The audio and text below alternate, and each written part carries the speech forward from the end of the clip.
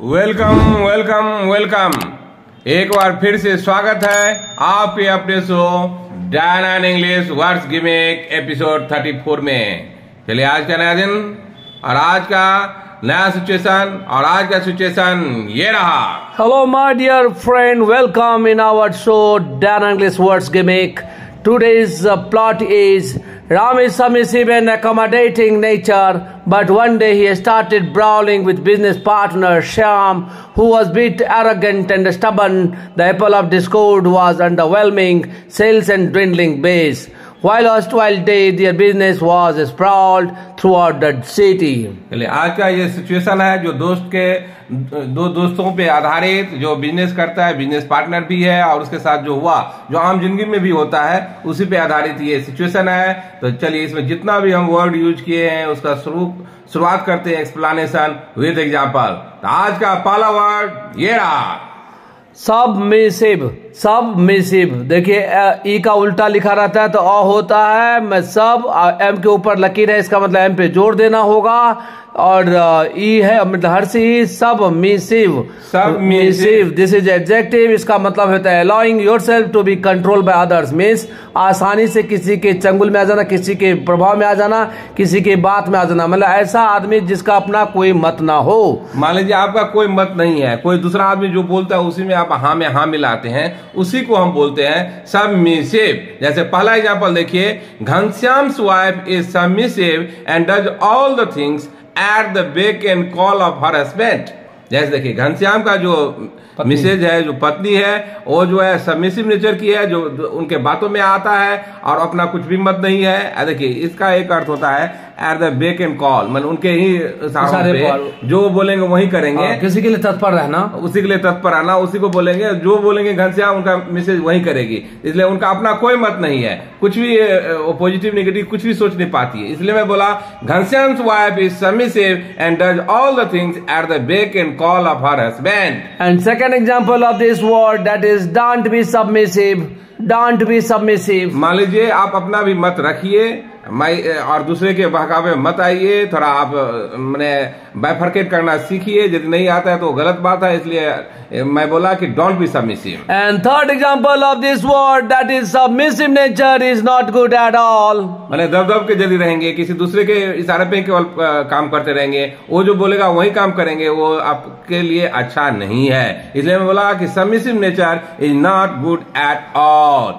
चलिए आज का दूसरा word, that is accommodating. Accommodating देखिए, ई का उल्टा अ होता है, ई का उल्टा हुआ लिखा हुआ रहेगा तो अ होगा, के ऊपर लकीर है, के पे जोर देना होगा, ए के आगे दो बिंदी है जिसका मतलब आ हो गया, ई आई ए ई होता है, means accommodating. Accommodate accommodate accommodate accommodate ये वर्ब है, to provide space for living and storage. देखिए एक बार फिर से प्रोनाउंसिएशन और किसी अकोमोडेट, अकोमोडेट, हाँ ये हो गया अकोमोडेट, ये वर्ब है, ये हो गया to provide space for living and storage. मान लीजिए कोई आदमी रहता है, उसके लिए आप यदि जगह मुहैया कराते हैं, उसको भी बोलेंगे हम अकोमोडेट। यदि कोई सामान ही रखता है जैसे स्टोरेज के लिए, उसको भी बोलेंगे अकोमोडेट। जैसे एग्जांपल से क्लियर कीजिए, here is not enough space for accommodating any extra book. मान लीजिए आपका जो कहीं पे टेबल है या कुछ भी है जहाँ पे आप बुक रखते हैं, रैक है, उसमें आपको मतलब और एक्स्ट्रा बुक रखने का जगह नहीं है, तो उसको हम बोलेंगे there is not enough space. Enough space में बहुत ज्यादा जगह, मतलब और ज्यादा जगह नहीं है, for accommodating any extra book. And second example of this word, this is in this room well nigh 10 people can accommodate. जैसे देखिए वेल नाइट माने होता है ऑलमोस्ट, अराउंड, माने इस रूम में करीब 10 आदमी हम एडजस्ट कर सकते हैं। उसी को एडजस्ट को जो बोलते हैं, आप उसको रख सकते हैं, जगह दे सकते हैं, उसी को हम बोलते हैं अकोमोडेट। और इसका जब दूसरा होता है तो ये सूट माने उसका नेचर किसी के अनुसार जब चेंज करते हैं, सूट माने एडजस्ट, हाँ एडजस्ट जब करते हैं तो उसको भी हम बोलेंगे अकोमोडेट। जैसे इसका एग्जांपल देखिए, this new rule fail to accommodate specially to handicap, मान लो जो हैंडीकैप वर्ग का जो आदमी है, जो कोई रूल ऐसा आया जो उसको एडजस्ट नहीं कर पा रहा है, उसमें माने उसको कुछ फायदा नहीं हो रहा है, इसलिए बोला this new rule fail to accommodate specially to handicap. और इसको आप इस ढंग से यूज कीजिए, जब कभी एडजस्ट करते हैं उस संदर्भ में भी बोलेंगे, और यदि स्पेस प्रोवाइड करते हैं फॉर स्टोरेज या लिविंग, उस समय भी हम बोलते हैं अकोमोडेट। चलिए आज का तीसरा word that is brawl, that is brawl, this is a verb brawl. देखिए ए के ऊपर ए के आगे दो बिंदी है, इसका मतलब आ हो गया, तो इसको पढ़ेंगे brawl. This is a verb fighting in an uncontrolled way, means इतना बहुत बड़ा झगड़ा, मतलब अब रुकने के लिए कंट्रोल में नहीं आ रहा है, मतलब कंट्रोल से बाहर, कंट्रोल से बाहर, माने उसी को हम बोलेंगे ब्राल। जैसे एग्जांपल देखिए, पहला important boy always indulge in brawling, माने जो इम्पोर्टेंट जो हठी जिद्दी, इसी को बोलते हैं ना इम्पोर्टेंट। हाँ, यस यस, मीन्स जिद्दी, उडंड बोलते हैं, उडंड, impudent boy, always indulge in brawling, means जो उडंड लड़का है हमेशा झगड़ा करता रहता है, झगड़े में शामिल है। आप देखते होंगे जब रोड सब पे भी चलते हैं, जो उडंड लड़का रहता है, जिसको कोई एथिक्स नहीं रहता है, वो केवल झगड़ा ही फाइटिंग करता था, और कंट्रोल में आपको लगा कि कुछ भी हो जाएगा, इस ढंग का झगड़ा करता है। और मुझे लग रहा है सेकंड एग्जांपल से आपको समझ में आ जाएगा। Brawling is common in slums, slums में सोचा झुग्गी झोपड़ी, brawling is common in slums. आप देखते हैं झुग्गी झोपड़ी इलाका में झगड़ा या आम बात हो जाता है, छोटे छोटे बात पे भी आदमी झगड़ते ही रहता है, इसलिए मैं बोला कि ब्रालिंग इज कॉमन इन स्लम्स। और जब ये नॉन होता है, इसका अर्थ भी फाइटिंग ही होता है, लेकिन इसका यूजिंग केवल देखिए अंतर हो जाता है। एग्जांपल देखिए, sudden outbreak of brawl leaves many in fear, माने अचानक लीव्स मेनी इन फियर, मान ली अचानक यदि झगड़ा हुआ तो बहुत आदमी डर गया कि बोले क्या होगा नहीं होगा, क्योंकि आप भी देखते होंगे कहीं आप जाते हैं, मान ली कहीं पे झगड़ा हुआ हो, क्योंकि ये झगड़ा भी है कि तो अनकंट्रोल है, वायलेंट है, तो आदमी डर जाता है कि क्या होगा नहीं होगा, तो किसी तरह भागने का कोशिश करता है, बचने का कोशिश करता है। इसीलिए मैं एग्जाम्पल में दिया sudden outbreak of brawl leaves many in fear. तो ये आज का तीसरा वर्ड रहा ब्राल, इसको उच्चारण पे ध्यान दीजिए, इसको हम बोलेंगे ब्राल। और आज का फोर्थ वर्ड ये रहा, दैट इज एरोगेंट। देखिए ई मीन्स ए और उसके ऊपर लकीर है, इसका मतलब जोड़ देना होगा, और ई का उल्टा लिखा हुआ है तो इसका मतलब ओ हो गया। तो देखिए arrogant, arrogant, this is adjective, इसका मतलब होता है फीलिंग प्राउड, घमंड, घमंडी बोलते हैं ना, घमंडी, दैट इज एरोगेंट। जैसे देखिए एग्जाम्पल से क्लियर हो जाएगा आपको। पहला एग्जाम्पल देखिए, Shyam is really an arrogant man. तो श्याम जो है जो बहुत ही घमंडी आदमी है, यही मैं इसको यदि आप देंगे मैंने एग्जाम्पल, अभिमानी आदमी, घमंडी आदमी जो बोलेंगे, जो अपने पे ज्यादा गुरूर जिसको ज्यादा रहता है, उसी को हम बोलते हैं arrogant. And second example of this word, that is after becoming rich he became arrogant। आप देखते होंगे जनरली अपने समाज में, अपने इस सोसाइटी में, जिसके पास मान लो गरीब था, यदि थोड़ा धन आ जाता है, थोड़ा वो धनी हो जाता है, वो बिहेव अपने दूसरे ढंग से करने लगता है, मतलब किसी को अपने आगे में किसी को दम कुछ समझता ही नहीं है, वो अपने को दूसरे से अलग समझता है और आपको वैल्यू नहीं देगा। उसी को जो हम बोलेंगे, उसी को बोला जाता है एरोगेंट। इसलिए मैं बोला कि जब वो उसको धनी हो गया, थोड़ा पैसा आ गया, उसके बाद वो पूरा घमंडी की तरह करने लगा। तो तीसरा एग्जांपल देखिए, एन एरोगेंट लुक, मान लीजिए कोई जो देखता है तो घमंड की तरफ देखता है पूरा, उसी को हम बोलेंगे एन एरोगेंट लुक। और आज का फिफ्थ वर्ड ये रहा, दैट इज स्टबर्न। स्टबर्न, देखिए एस के ऊपर लकीर है, इसका मतलब एस पे जोड़ देना होगा, और पेट कटा हुआ ए तो अ होता है, और ई उल्टा लिखा हुआ अ होता है, और वहां पे देखिए इसमें चिपक के एक लकीर है, वो र हो गया।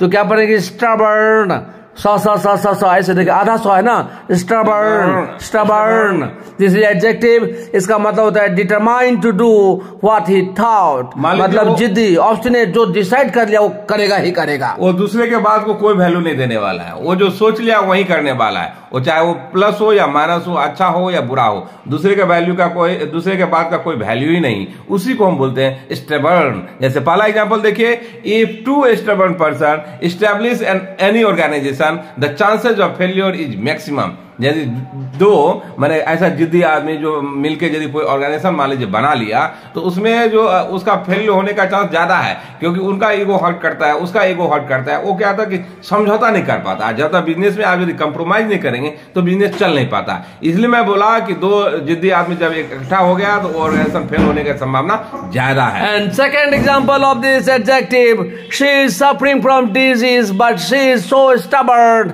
not ready to go to doctor. आप देखते होंगे खास करके जो बूढ़े आदमी जो रहता है गांव सब में देखते होंगे, उतना ही जिद्दी रहते हैं, उनको लाख बीमारी है लेकिन तो भी बोले नहीं मैं डॉक्टर के पास नहीं जाऊंगा, मैं ठीक है, मेरा ये घर के दवा से ही ठीक हो जाएगा, ये करने से ही ठीक हो जाएगा, उसको भी जो हम बोलेंगे तो उसी को हम बोलेंगे stubborn.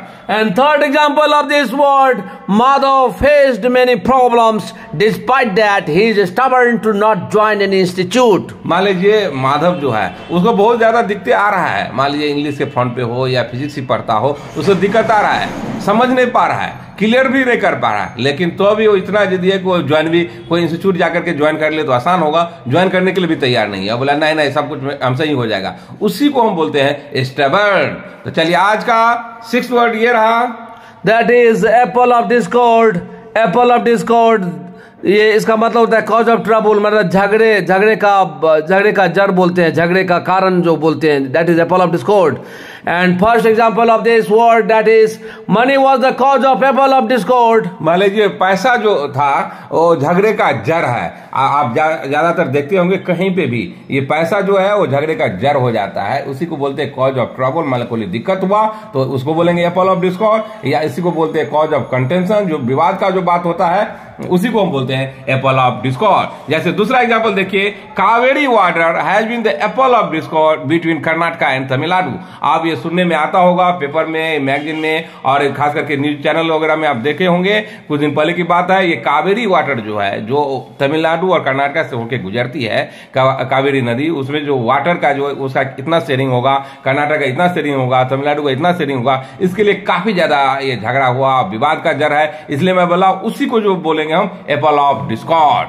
तीसरा एग्जांपल देखिए, ancestor property is the cause of Apple of Discord among brothers. अब ये भी आप वाकिफ ही है, जो मान लीजिए पुश्तैनी जो जमीन होता है, जो अपने पिताजी से दादाजी से जो चलते हुए आ रहा है जो जमीन, उसमें जो मान लीजिए तीनों भाई जो भाई सब था उसके बीच में झगड़ा हो गया. क्यों? वो जमीन के कारण. उसी को हम बोलेंगे ancestral property is the cause of Apple of Discord among brothers.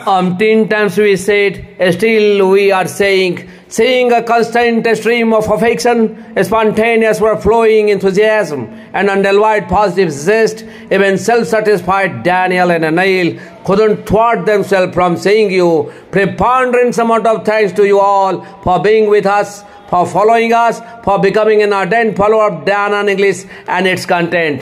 Hello my dear friend, if you want to do something different, 100% this show will help you a lot, particularly in speaking, in developing your word power, and in making a sentence and understanding too. So my dear friend, please subscribe it and share it to your well-wishers and convey this and Keith and Keen. चलिए आज का 7th word रहा, that is underwhelm. Underwhelm, इसको बोलेंगे underwhelm.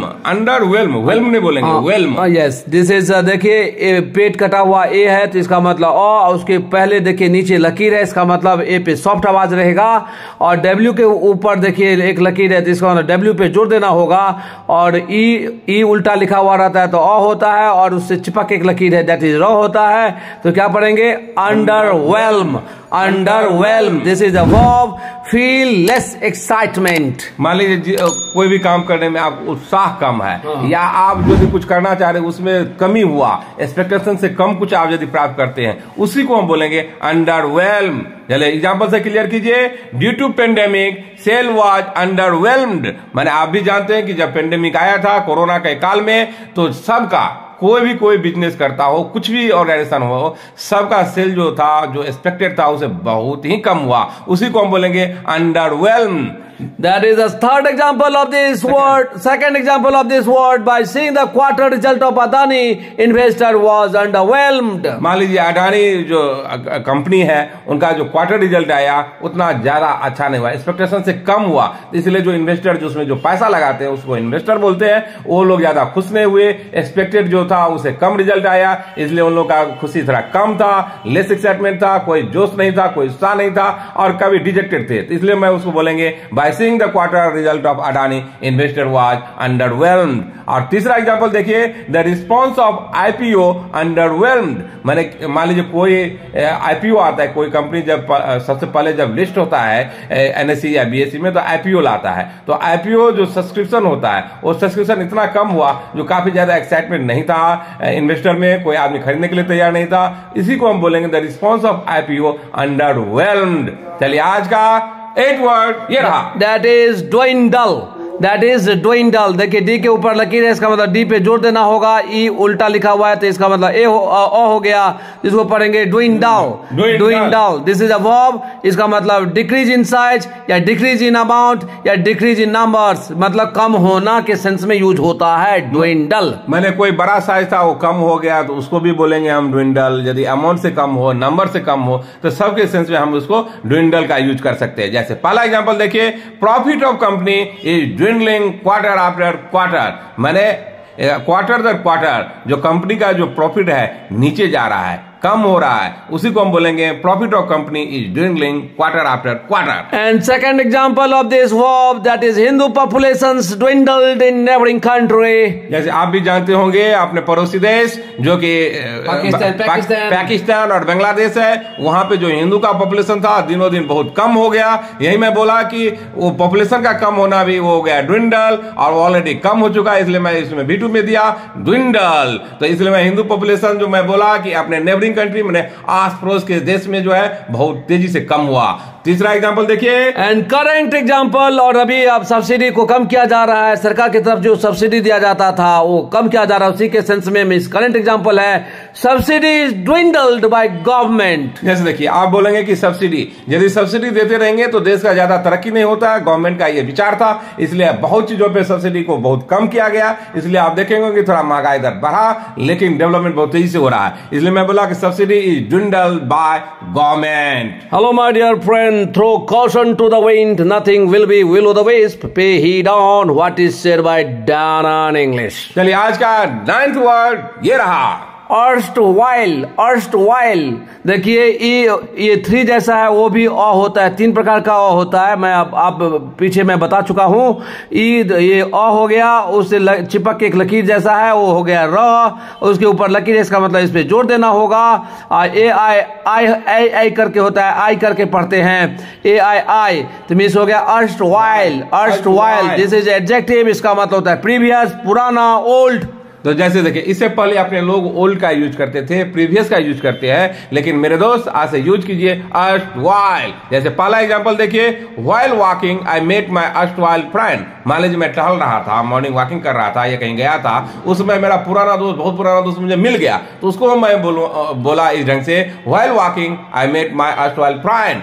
दूसरा example देखिए, in erstwhile day there was a possibility of good institution. आप भी जानते हैं कि पुराने समय में इतना ज्यादा इंस्टीट्यूट नहीं था, पढ़ने का, लिखने का या बड़े बड़े ऑर्गेनाइजेशन नहीं था जहां की सुविधा हो। आजकल क्या कि गांव-गांव में सुविधा उपलब्ध है, क्योंकि सरकार काफी डेवलपमेंट कर रही है, लेकिन पहले इतना नहीं था। यही मैं बताया, पॉजिटिव में होता है कमी, पॉजिटिव में होता है कमी, जिसको बोलेंगे कम के सेंस में बोलेंगे। इसलिए बोला कि पुराने दिन में अच्छे इंस्टीट्यूट का बहुत कमी था। And third example of this adjective, once again erstwhile winners maintain their winning streak. मान लीजिए कोई जीतते आ रहा था, इस बार भी वही पुराना जो जीतने वाला था फिर से जीत गया, वो अपना मेंटेन कर लिया। जीतने का जो दौर है, जो विनिंग स्ट्रीक उसको बोलते हैं, जो लगातार जीता है उसको बोलेंगे हम विनिंग स्ट्रीक, वो मेंटेन किया, फिर से पुराना ही जो जीतता था वो जीत गया। इसलिए मैं बोला once again erstwhile winners maintain their winning streak. और आज का 10th एंड फाइनल वर्ड ये रहा, दैट इज स्प्रॉल।